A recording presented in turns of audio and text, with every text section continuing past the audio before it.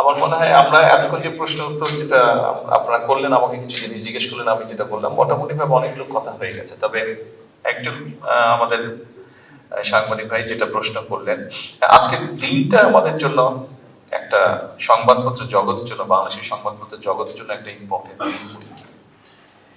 এই দিনে, আজকের এই দিনে বাংলাদেশের সকল সংবাদপত্র একসময় বন্ধ করে দেওয়া হয়েছিল, হাতে গোনা মাত্র 4টি সংবাদপত্র ছিল।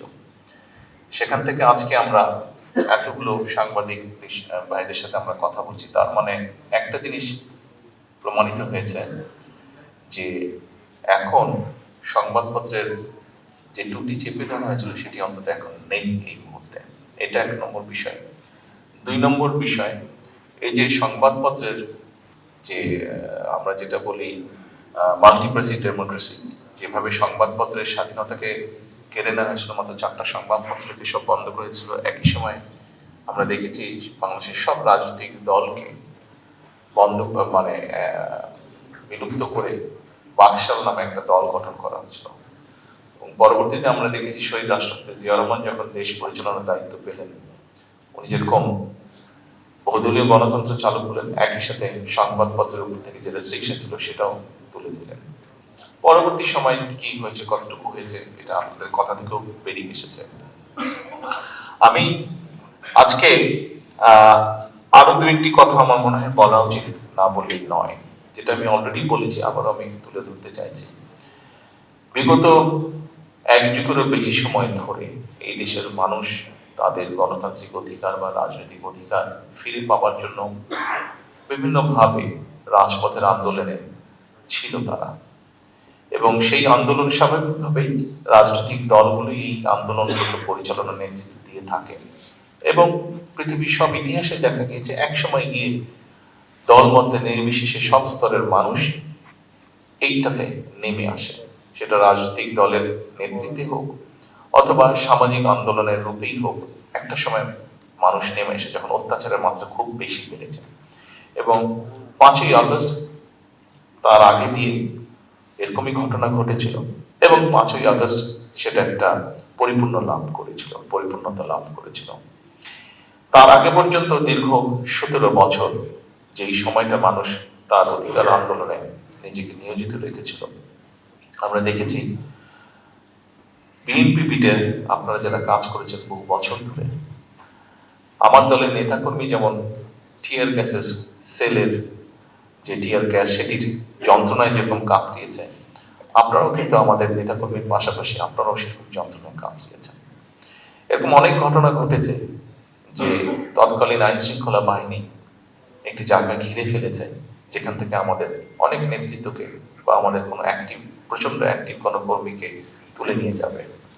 বিএনপিতে সাংবাদিকদের কারণে এরকম অনেক নেতৃত্ব বা অনেক অ্যাক্টিভ কর্মী সেটি রক্ষা পেয়েছিল, সে অ্যারেস্ট হওয়া থেকে রক্ষা পেয়েছিল।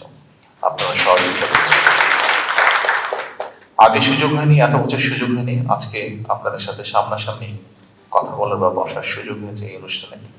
আমি আমার দলের নেতাকর্মীদেরকে তাদের বিপদের সময় সহযোগিতা করার জন্য এবং তাদের অত্যাচার নির্যাতনের কাহিনী শত বাধা বিপত্তির মধ্যে যতটুকু সম্ভব হয়েছে তুলে ধরার জন্য, এবং একই সাথে তাদের পাশাপাশি থেকে সেই একই কষ্ট আপনারাও ভোগ করেছেন, সেই কষ্ট আপনারা ভোগ করেছেন।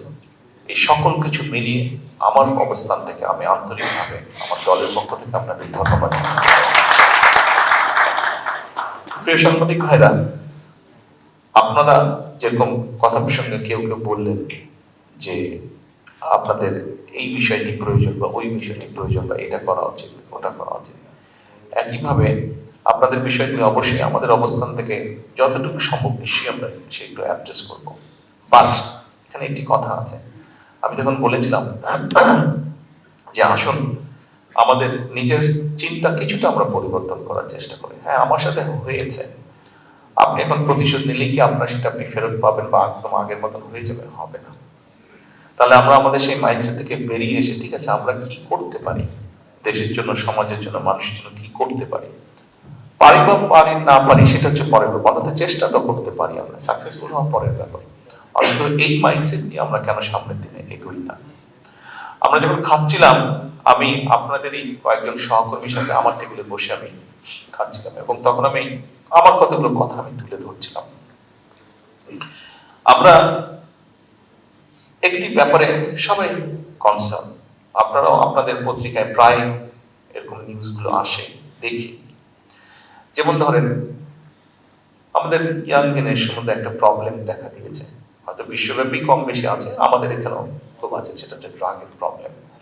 এখন আপনি কতজনকে ধরবেন, কতজনকে চিকিৎসা দেবেন, কতজনকে আপনি কাউন্সিল করবেন? সবকিছুর তো একটা রিসোর্সের লিমিট আছে, ক্যাপাবিলিটি আছে, ক্যাপাসিটি আছে। তাহলে বিষয়টিকে আর অন্য কিভাবে অ্যাড্রেস করা যায়? বিষয়টিকে হয়তো অ্যাড্রেস করার আরো কিছু উপায় আছে।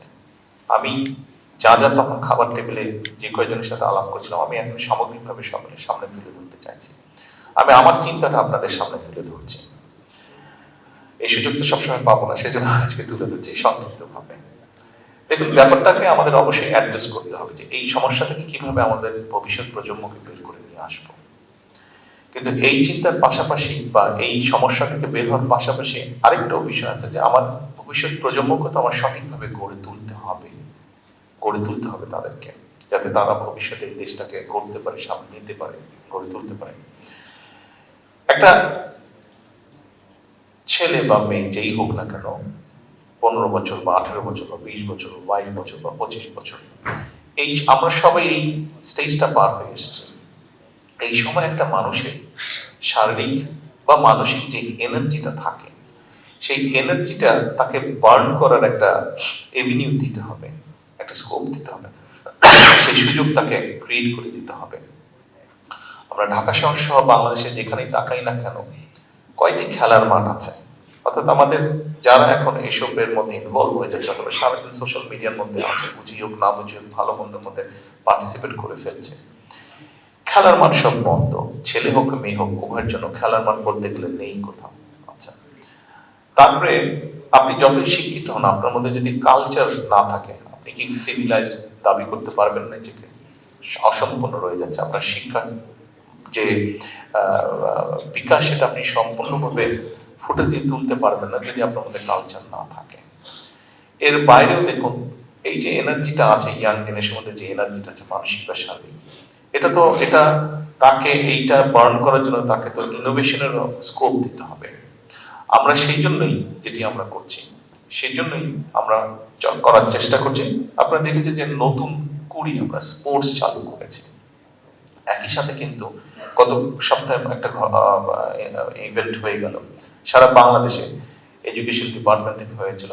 যেমন আমি তখন কথা প্রসঙ্গে বলছিলাম যে যখন আমরা ছোট ছিলাম, আমি যখন স্কুলে কলেজে পড়তাম, তখন পত্রিকা খুললে দেখা যেত যে বিভিন্ন স্কুলের মধ্যে কালচারাল শো হচ্ছে, বিভিন্ন স্কুলের মধ্যে স্পোর্টস কম্পিটিশন হচ্ছে, ডিবেট হচ্ছে বা সায়েন্স ফেয়ার হচ্ছে।